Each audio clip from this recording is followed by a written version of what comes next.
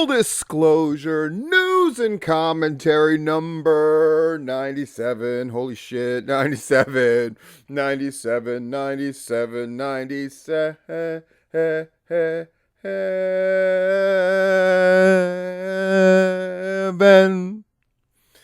Whoa, what's going on? What's going on? Hope you're doing great.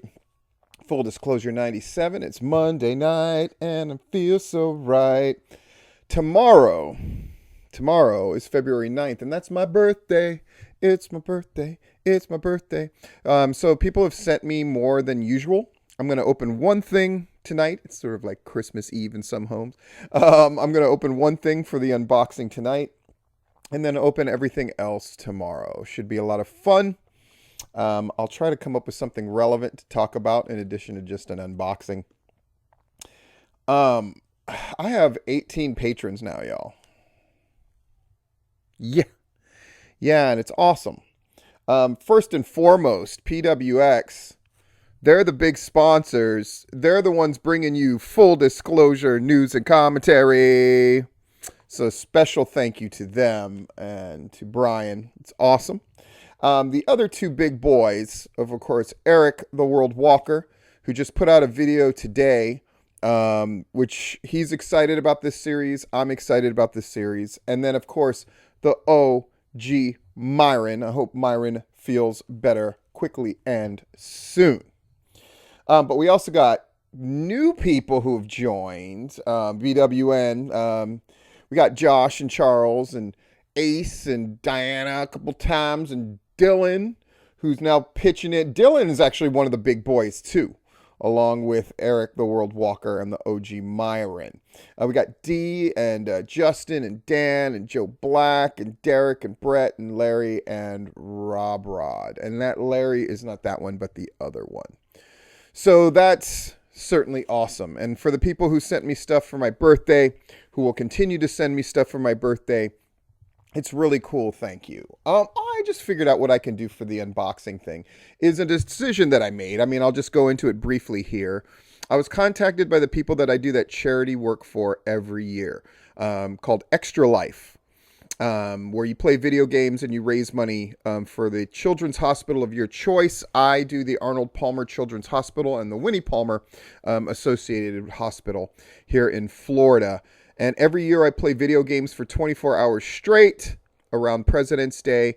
I wasn't going to do it this year, but, you know, after they got in contact with me and I thought about it, I'm like, I think this year we need that kind of shit more than ever. However, I always have done the same thing, which is I had this goal to be number one at the world in something. So I would play Marvel Contest of Champions. I would do their 24-hour arena that they had open, and my goal was to get more points than anybody, and I did this for 5 years, and always with the goal of I want to be number one in this one arena worldwide. Like, millions of people participate in this thing. I want to be number one, and there are years where I got close. I got to number 3 or number 4 and just wasn't able to break through. And then last year I kicked all kinds of ass. I got to number 1 in the world. So do I defend that title? Or do I do something else? Since I have my Twitch channel and I have all the software so I can stream, an idea that my kids had was that I do the Walking Dead games and see if I can get all 3 of the games done in a 24-hour period. It would be cutting it close, but I think I could do it. So the whole story of Clementine, if you follow those games, the whole Clementine saga, maybe I'd be able to knock that out in 24 hours. Or I could do that crazy zombie game that I've played. I've now gotten to the second version of it because I finished the first version with that. Anyway, if you've got ideas, contact me or see below. Or do I just get a brand new game and stream that thing for 24 hours? Or do I stick with defending my title for Marvel Contest of Champions? Let me know. And actually, I've figured out how I can stream that. So I would actually be able to stream that. And Facebook has been asking me to join their gamer thing. Maybe I would do it through Facebook. I don't know. Anyway, let's move on. Part of my thing is, it's come up recently, people have commented, which is very nice, that my arms and shoulders and stuff are looking very buff, and that is true. But my gut has definitely come back in force. I'm a little fatter than I want to be. And now I have a very good reason to drop that weight while maintaining the muscle. So today has started that, which means I go low carb. I've dropped tons of weight before in the past, people have noted, and I plan on doing it again in a very similar fashion. But anybody who can help me out with suggestions or whatever, as far as keeping it low carb and still maintaining. I'm doing it in a healthy way and all that kind of good shit. But any tips and advice that people have, I'm always willing to listen. Guys like Gunnar Miller and stuff are always really good about that. I modified how I worked out thanks to Gunnar Miller, and it has paid dividends even at my old ass age. I'm going to be 49, by the way, tomorrow, for those that were wondering. What do we got tomorrow? We've got Tipping Point. And who do we have? We've got Sean Ambrose of the Superstars Fan Fest. So he wants to say his piece, so he's going to get to say his piece. And we got Axel Foley. So that ought to be Axel Rod Foley. So that ought to be a lot of fun. He's super good on the mic. It'll be interesting to talk to him as well. And then 2 weeks from now, we're going to have Brandon and Casey Kirk, the first couple of Deathmatch Wrestling. So in anticipation of their big show here in Florida on February 27th, where they're doing a double shot in Port Richey, both in the Gulf Center and at the pawn shop at night. So that's going to be exciting. That's going to be a lot of fun. Yeah, in addition to those videos, like I said, I'm going to have the birthday one tomorrow. I'm going to be covering Raw and SmackDown and Dark and Impact and, oh my gosh, Dynamite and NXT and the usual. People seem to really like that booking breakdown video that I did, so I'm going to try to do one of those a week. And then I have a few suggestions coming in of people of videos to cover. I definitely want to do one on Butch Reed, another Butch Reed match. I got a good suggestion today from a good friend of mine on which Butch Reed match to look at next. In honor of that man passing on. Rest in peace, Butch Reed, you fucking rule. Didn't get to go to the Super Bowl yesterday. Kind of a last minute thing. It fell through. So that was greatly disappointing. But it is what it is. I got some work done while watching the Super Bowl. Yay, fun. And I have some big stuff planned for my birthday tomorrow that people are actually planning for me, which is really sweet and really nice. So my plan is to see my kids in the sort of early afternoon, maybe get an early dinner with them.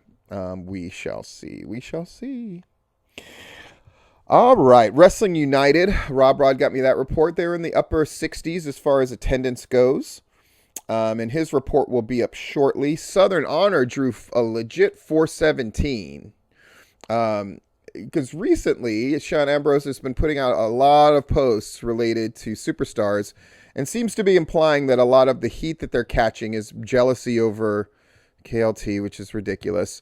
And claiming, we're the number one draw and we're the number one promotion. But Southern Honor firing out with 417 paid, paying at least $10, $12, by the way, not $5. They're definitely, come on, right? And sounded like a very good show. I reviewed the booking of it for the first booking breakdown, if you want to take a look at that video. Apparently, they're giving full refunds for everybody who has given their money over the last year and a half for autographs and pictures and stuff like that with Sting. So they're returning all of that money, which they get credit for. And you know who else gets credit for that? Fucking me. You think that shit would be happening if it wasn't for me? Rant. And I get that there are people who are concerned that I was digging myself into this hole, that I'm gonna have to, Steve's gonna look really bad when everything comes out. Do I look really bad now? No. And even though the people who are getting their money returned don't seem to be fucking grateful about that shit, you're fucking welcome to make sure that you have the money back in your hands. Pro tip, if you want to go to Superstars Fan Fest on April 24th, or the thing where Sting is going to make an appearance on October 23rd, you can just rebuy your tickets and shit. But isn't it better that you have the money in your hand instead of it not being in your possession? Jesus, motherfuckers. End of that rant. You're fucking welcome, by the way. My weekend was spent fielding calls about so much shit, including one in particular, and that's going to be the subject of my commentary. A lot of people really liked me introducing Red Shoes Media to the greater wrestling world in Georgia. I'm going to introduce another artist who does stuff that's really, really different as well. And I'm going to have a video scrolling by with his work while I talk, so you can get an idea what it is. And I'm also going to tell his story and how I first encountered him. And yes, it has to do with being fucked over by that Charlie Hartman asshole for Gimmick Tree, who they continue, by the way, Superstars Fan Fest, continue to do business with this fucking criminal jackoff. And people can argue with me all fucking day, but he hasn't screwed them over. What the fuck? Wait till you hear this fucking story during the commentary and the stuff that I'm going to reveal tonight on Tipping Point, and tell me that it's not fucked up and fucking terrible and inexcusable to do business with that fucking jackoff. Inexcusable. Cool. Pro South. They had their go-home show for their Valentine's Day Massacre show that's happening on Friday. Renegade continues to do their drawing thing. They got 96. Good for them. Victory Championship Wrestling with their COVID-induced sellout of 100. They have to cap it at 100. That's what they got. Good stuff. Rob Rod got reports of all of that stuff going up. Cool. Whew. Big weekend coming up. This is like that big weekend. So Southern Honor gets to dominate the first weekend of the month again. But the second weekend is just full of tons of stuff, right? Action, PCW, a whole bunch of other groups. If you're not listening to Rob Rod's reports, I suggest you do so, because instead of me just covering everything here, he does such a good job of telling you the shows that are coming up over the weekend. There's shows on Friday, Saturday, Sunday. WrestleMerica, a whole bunch of other people doing the damn thing. And it's really cool. Cool. What else is going on wrestling news-wise? The awards have started to get delivered. So that's really cool. It was really cool to hear. And again, figures of your imagination. If you want your image saved in an action figure, that's the guys to talk to. Figure of your imagination. Look for them on Instagram, or we've definitely posted that kind of thing before. And by the way, in the description portion, I'm going to post the links to the guy that I'm just about to talk about in the commentary. People have been asking if I'm going to do a P-list soon. And the answer is yes. I think after this weekend, let people get, because there's a lot of shows happening, so I want to let them get their shows in. And I'm going to definitely do a P-list. Top 10 wrestlers is my fallback, but if you have ideas of lists that you would like to see, this is around the time of the year where I like to do like 10 most influential or powerful people in Georgia wrestling. So maybe I'll bust one of those out too. So just let me know what you want to see. I try to be responsive. That seems like it's working really well for the channel. I'm looking at videos that people want me to look at and reviewing promos and all this kind of stuff. I just, right before I hit record, I saw on Facebook that a number of things came in of like links to stuff that people want me to look at. I get this feeling that at least one or two of them is like incredibly bad or terrible or weird or funny wrestling things.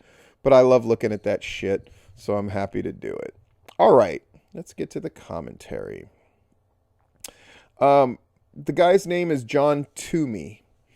Twomey, and Toomey Drawings is his company.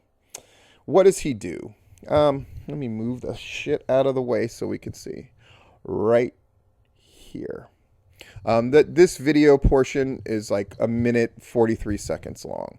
So it's just going to scroll. I just wanted to give an overview of the stuff that he had on his website, but he does much more than that, honestly. So what he does is charcoal drawings of things. So he'll take a picture and he'll do like a really cool looking charcoal drawing of it. First, I'm going to talk about what he does, and then I'll go into how I met him. So he says, I'm basically an artist from North Carolina, and everything is hand-drawn in charcoal, mainly realistic portrait-style work with pops of color. Before art, I was a musician for years and started the band The Avett Brothers, who are now signed with Columbia. Wow. My main areas in art are wrestling, horror, true crime, TV, film, and music. I used to take my son to wrestling conventions and give out my originals to the wrestlers, and I'd have a print for them to sign if they wanted to. I did that for a while before realizing that giving away my original wasn't the best idea, although it did open a lot of doors. My work, listen to this, my work was featured at WrestleMania 33 as a part of the Rock and Roll Express getting inducted, as well as a Von Erich piece that hangs in the Wrestling Hall of Fame in Texas. So cool.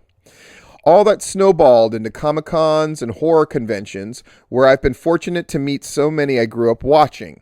I still get random pics of people like Ricky Steamboat, Terry Funk, Ricky Morton, Jimmy Snuka, and others with my work hanging in their home, office, or wrestling school. So, my own art studio at home is filled with my autographed work that I've obtained through the years, in addition to a huge stack in a drawer of personal stuff and stuff waiting to be sold. Let me know if you need any examples of my work, blah, blah, blah. That's what I'm showing here is examples of his work, but he does much more than that. But look how cool that stuff is, right? Super, super cool. Like, a lot of people comment on that painting of me that the wrestlers had commissioned for me, and it's really cool. And you can't get that guy to do your stuff, but could you contact John and get him to do a charcoal drawing of your favorite picture of yourself? Could you imagine if you had prints of that to sell instead of the usual 8 by 11 or 8 by 11s? I don't know. There's a lot of cool stuff about that. I remember when Supernatural won the PCW title, one of the things I did was I took a picture of him, and I had a friend of mine who was getting into vector graphics for her art school do like a vector graphic version of him, and I gave it to him so he could use it, and he really loved it. I mean, PCW has always benefited from great artists helping us out, whether they were friends of mine or the wrestlers themselves. And I'm telling you, just as I've always advised you to get pictures of yourself, take advantage of a guy like John who can take you and render you in like this charcoal drawing form with pops of color. It's so cool and it's so different. As you can see, the work that he does is impeccable. Plus, he's just a really great guy. Okay, Steve, now that we've talked about John, and I put the links below that you can get in contact with him with, how did I meet him? Hey, Steven, he wrote me. I just sent you a friend request after watching your YouTube about Gimmick Tree Entertainment. I'm an artist and was victim to many of his cons. If you want additional information, he spent a lot of time here in North Carolina before running his con before he moved back to Jersey.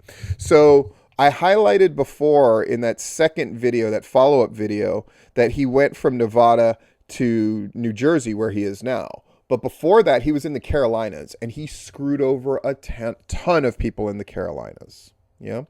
But here's John's story. He worked with Charlie for a couple of years before I realized he was conning me as well. I have plenty of examples. He's the worst of the worst and deserves to be back in jail.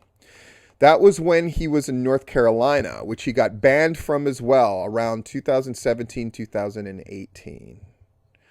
And many people gave me stories. I won't say their names, but many people gave me stories Stuff like him bilking out for Ice Cream Mania, some poor ice cream store owner, out of 25 grand and never coming through, saying that he had Kurt Angle. And there's a number of lawsuits pending from different people in the Carolinas areas. That's why he's run away from there and he'll never come back, because he's trying to avoid all of these lawsuits and warrants and all the rest of this stuff. This is a bad guy. This is interesting. John says here, you can also see a clip of him in the David Arquette documentary with a wall of my work to his right being sold without my permission. What a scumbag. The recent stuff that led me to finding out about his con included about 100 of my Hulk Hogan pieces that he supposedly did a deal on for Hogan to sign privately that I split the cost of. I'm pretty sure they're all fakes now, and I have a box here that I don't sell or advertise. I was also told that he lined up several Wizard Con tables to sell at, as well as an Undertaker signing that I kicked in for that fell through at the last minute. All cons. I traveled with him for 2 years, but it was all lies to reel me in to steal from me. There was also a Flair signing after he got out of the hospital a few years ago that I gave a stack of Sting signed prints to be signed by Flair, except they never got signed, and he sells the prints with Sting's autograph. Here's the only one that I have left, and it's this great picture of Sting in the Great American Bash makeup facing off against Flair. He knew I was a good artist and already established. I have most of my work signed, but I obtained all of those and have the pics to back it up. He ended up using me to sell at his table, and we split everything 50-50. He did have a lot of connections somehow and ran a decent wrestling show here in North Carolina. Near the end there were several red flags, though. One was he got rear-ended and wore a neck brace, which I knew was BS because I traveled with him. So apparently he would Brady Bunch that stuff and just wear this neck brace everywhere so he could collect as much money as possible, even though he didn't need the neck brace. Not long after this, and this is a story that I heard at least 6 times this weekend from people who called me and contacted me. Not long after that, his house burned down mysteriously, and several things surrounding it were fishy to me. He ended up ripping off people like Sting, Jerry Lawler, etc., but still has access to people like J.J. Dillon, Arn, Abyss, etc. that he regularly used. Then he was banned from a couple of different conventions and wrestling organizations here in North Carolina before he moved back up to North Pennsylvania and New Jersey. All of that checks out. Most of the people I talked to were from the Carolinas this weekend. That's only about 20% of the stuff, too. I saw him cheat on his fiancée while on the road. He did tell me that about the prison time he did, but he said he was only there for selling pills when he was younger. He kept up the con for a while until he got over his head at some point. When I put it all together, he was trying to get me to use my PayPal to pay for talent for one of his shows. Everything he did was a lie. He had me believing he was behind me 100%, but he was stealing and selling my work out of the back door, which he still does. On those live Facebook things with Scott Wilder, who's the guy that now they're saying Scott Wilder's the guy that dealt with Sting, but see, they're all in business together. It's so bogus. And others like Dylan Hines backing him up. I was blocked from those after I got on and commented on all the pieces of my work autographed and being sold. Some I was there for at signings, and some I know he had printed and signed or forged after I left. So John Toomey is a guy who's been screwed over by Charlie Hartman as well. And I want to help him out. So I'm putting his work out there. It's really great work. Take a look at it. You'll probably see cool, legitimately signed wrestling stuff off of pictures that he's done. And he can show you, he actually took pictures of the wrestlers signing the stuff, so you know it's legit. And he refuses to sell the stuff that Charlie claimed he got signed because of the good chance that it would be a forged autograph. Anyway. Cool stuff. Tipping Point tomorrow. This is kind of a short one because I know next week's is going to be mega, mega long. Thanks for supporting me. Wish me a happy birthday tomorrow, and I will talk to you later. And check out John Toomey, won't you? I'll put those links down below. And this has been Full Disclosure.